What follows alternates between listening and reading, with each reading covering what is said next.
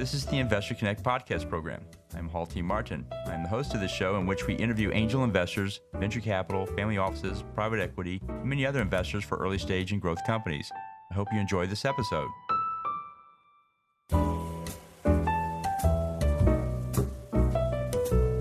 Hello, this is Hall Martin with Investor Connect. Today I'm here with Emmie Chang, CEO and founder of Who Inc. Who.live is a live stream platform intended for interactive content designed like a TV show. They're a new way for performers to interact with their audiences and for audience to interact with their friends. More importantly, performers can monetize directly on the platform by charging whatever they want for content that they own. They do this by combining a scalable live stream with unlimited small group video chats to create your online presence among friends. Discuss Wes Anderson films with top film producers and your friends and come on stage to showcase your knowledge or broadcast a YouTube concert with your friends. The team is comprised of a YC alum and an experienced tech team that has built multiple streaming platforms in the past. Emmie, thank you for joining us.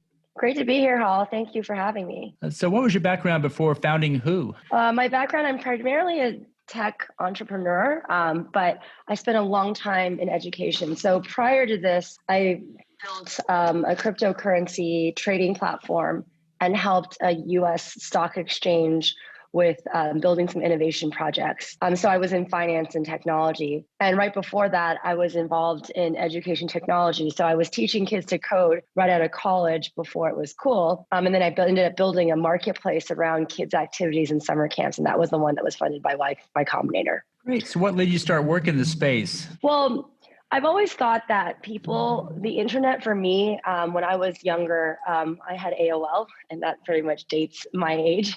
But chat rooms were really, really cool. I grew up in a suburb outside of NASA Johnson Space Center, and it was really neat to grow up in that environment. But I also didn't see things outside of my world until the internet let me go into chat rooms and kind of explore. And I think that kind of freshness of the internet and exposure, we've lost that right now. And so we've gone through a whole cycle with Facebook being almost 20 years old. And with COVID, I see this resurgence of people wanting to connect on the internet. So how do we make connection on the internet fun? And how do we build things that can enhance this and add to your personal experience and your human experience versus detracting in the way that, some of the things that the social dilemma talks about? Great. And so what's your advice for people investing in startups? What do you tell them to do before they write that first check? As far as investing in startups, I think the best way to view it is to say, when you're investing in a startup, you're not doing a financial investment per se. You're investing in the person, and it's almost like you are investing in that person to become friends with them and help them reach their goal. And one of the benefits of helping someone reach their vision is that you could get 100x return from your check. But if you think about it from a way of, I'm going to put this money in, I'm going to get a 7% annual return on it over a period of time. And if I lose it, I'm going to feel really upset. I don't think that is the best way to invest. So it's definitely it's almost like investing for entertainment. And you, regardless of your experience of the outcome, you get to be part of someone's vision, whether it's they're building a SaaS product or a consumer product. You get to be part of that person's journey and that company's journey. And that in itself should be enough for you as an investor when you're giving it the money, especially at early stage. Great. So let's talk about the live stream network. How do you see the industry evolving these days? I mean, definitely live stream has been around for a long time. Early stage with Ustream was one of the earliest ones. And you've got a whole bunch of things like YouTube Live and Twitch that have been around for a long time. I think with COVID, we just had a catalyst for all sorts of things on the internet. And one of the biggest things that we've learned in the last year is that just putting something live that was in person on the internet and just replicating it is not the way to grow. So that's sort of like back in the day, we had these magazines and you had magazines online and you click the button on the right and the page turned for you. And you were like, that was an online magazine. And the newspapers online were literally like, you can scroll around and have the front page of a newspaper, right? So that's sort of what live stream is, I think, even in 2021. They've just repeated a concert and put it on the internet. But really what it could be is how do we connect people through interaction with video and all the different aspects that we have on mobile phones with everyone has a television, everyone has a mobile phone, a lot of people have laptops. How do we combine all these things to give that interactive live stream experience? And that's where the industry is going, I think, and you're seeing some of it coming through.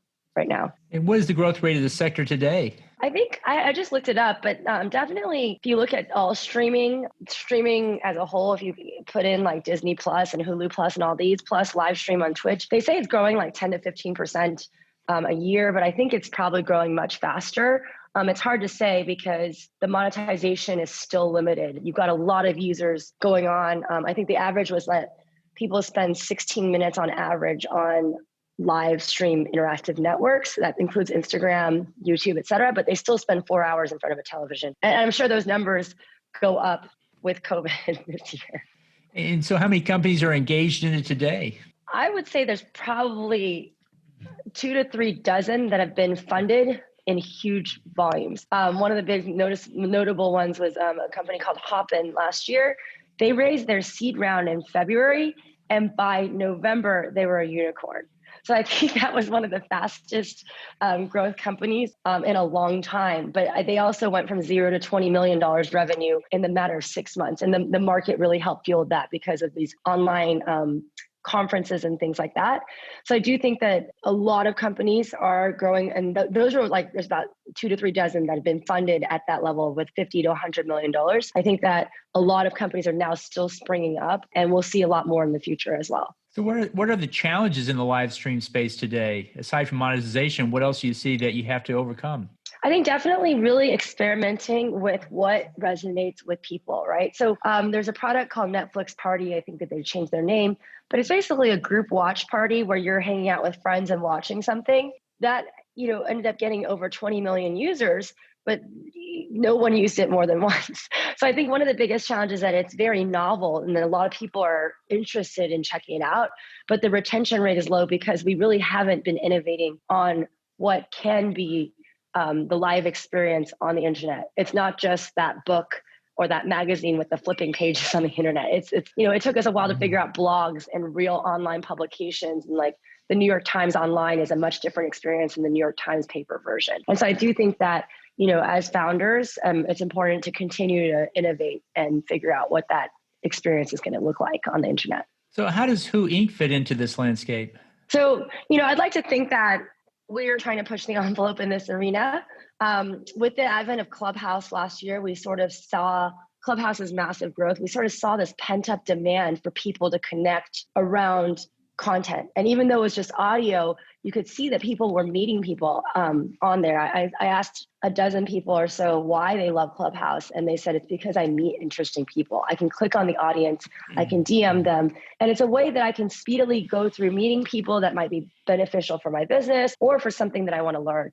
So I do think that for us, who we've taken all of these things in the last year, and I've evaluated them and analyzed them. I've run tons of tests, like 30 to 40 tests with big influencers all throughout Los Angeles. And, we think we've got a interesting model that's launching in the next couple of weeks. So Do you find it attracts more users because it's very easy to engage? It's not heavy like a webinar where you have to plan for it and sign up and all that. You can just drop in and move around very easily. Or what do you think is the attractive part of it? I think it's about fun. Webinars aren't fun. Zoom isn't fun. I mean, I've been on Zoom. Everyone's been on a Zoom birthday party at this point, or a Zoom happy hour from work. It's work. And I kind of use the analogy that you can throw a birthday party in a conference room at your office, or you can take that same and you can have pizza, you can have beer, you can have cake, and you just put that same party into the bar downstairs. And it's a whole different experience, right? So if you think about a bar downstairs, it actually has 4 walls, it has music, it might have a video screen, it has a door, and it has windows. Same thing as a conference room, but the experience of being in the bar downstairs from your office holding a birthday party versus the conference room in your office holding it is a vastly different experience. And that's what we're building, is this fun, interactive experience through user experience and just the intent of everything, and also lightweight, fun. Right. Well, I've tried Clubhouse, and it reminds me of the water cooler. I'm not at the desk working anymore. I'm out having a drink or a coffee, and we're chatting with people. And we're not too far from work, but we're able to move around to other things. And if we don't like the conversation, we can leave. If we do, we can stay. And it seems like it's that water cooler effect. But what's your take on it? I think it's that there's a water cooler effect. I definitely think that that's pent up. I don't know how much of a water cooler we're going to want once we get back into the real world again. Because I'm in Miami right now,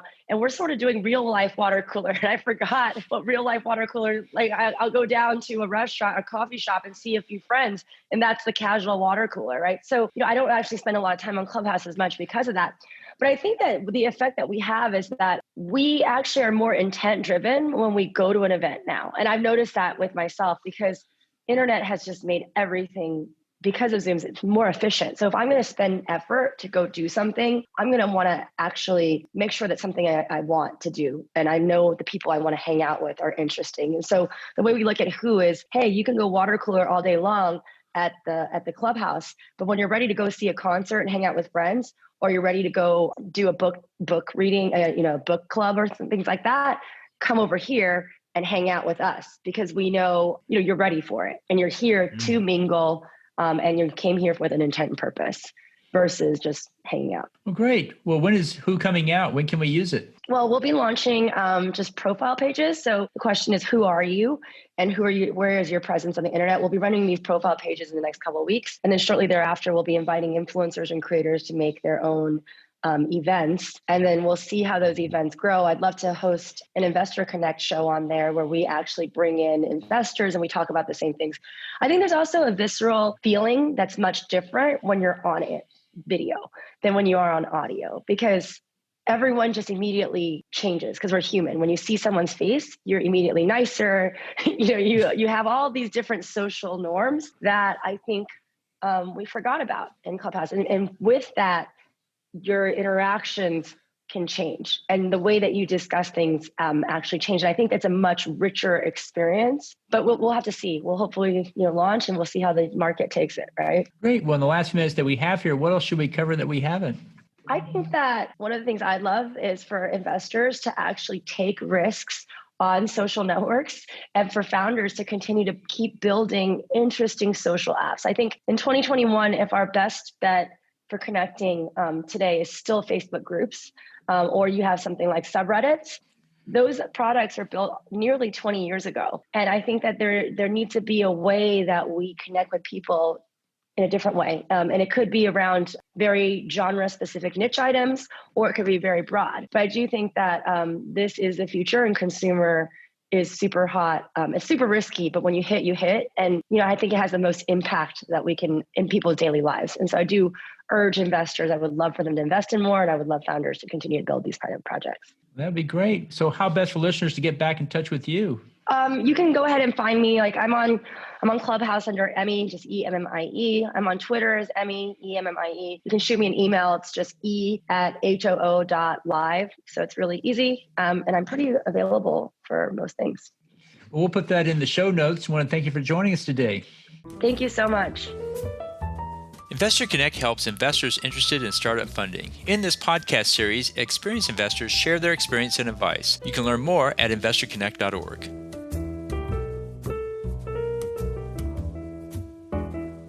Paul T. Martin is the director of Investor Connect, which is a 501c3 nonprofit dedicated to the education of investors for early-stage funding. All opinions expressed by Hall and podcast guests are solely their own opinions and do not reflect the opinion of Investor Connect. This podcast is for informational purposes only and should not be relied upon as a basis for investment decisions.